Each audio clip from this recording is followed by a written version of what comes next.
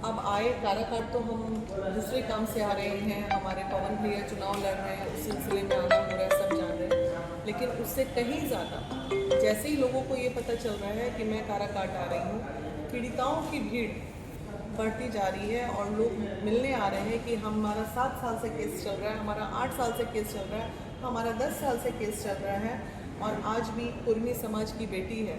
तो तमाम काराकाट के कुर्मी समाज के जो लोग हैं उनके लिए मैं एक रिक्वेस्ट करती हूँ कि आज 8 साल 9 साल से एक बेटी आपकी प्रताड़ित हो रही है, विधायक के पास गई, इधर गई, उधर गई, कोर्ट गई, कचहरी गई, लेकिन इसको न्याय नहीं मिला।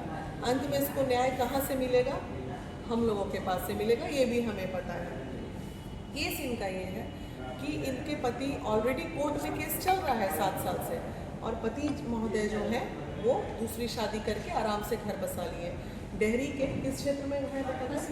इनका ससुराल जो पति इनकी शादी कर लिए हैं 7 साल से जो केस चल रहा है, डेहरी के पश्चिमी मोहन विला वार्ड नंबर 17 है। वार्ड नंबर 17 में। और पति का नाम रंजीत कुमार। रंजीत कुमार जी, आप हो जाइए अलर्ट, क्योंकि आपके डेहरी में आ चुके हैं हम और अति शीघ्र आप जो निर्णय लेना है 1 हफ्ते के अंदर ले लीजिए, क्योंकि सही बात है कि पवन भैया अगर जीत गए तो इस डेहरी क्षेत्र के काराकाट लोकसभा के अंदर किसी भी महिलाओं के साथ अन्याय तो हम काफ़ी दिनों तक नहीं होने देंगे, ये तय है, क्योंकि वो सपोर्ट करेंगे। और यहाँ के ना विधायक सपोर्ट किए इनको, कोई ना मंत्री सपोर्ट किए, ना कोई किए, ना लोग किए, और सपोर्ट करने पहुँची है।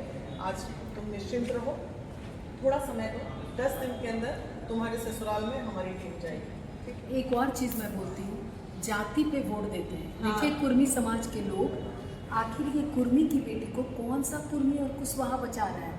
तो आपको इंसान बचाएगा, एक युवा खड़ा है, वोट उनको दीजिए, क्योंकि वो हम लोग महिला विकास मंच के साथ खड़े हैं और हम उनसे करवाएंगे आप लोग के लिए भी।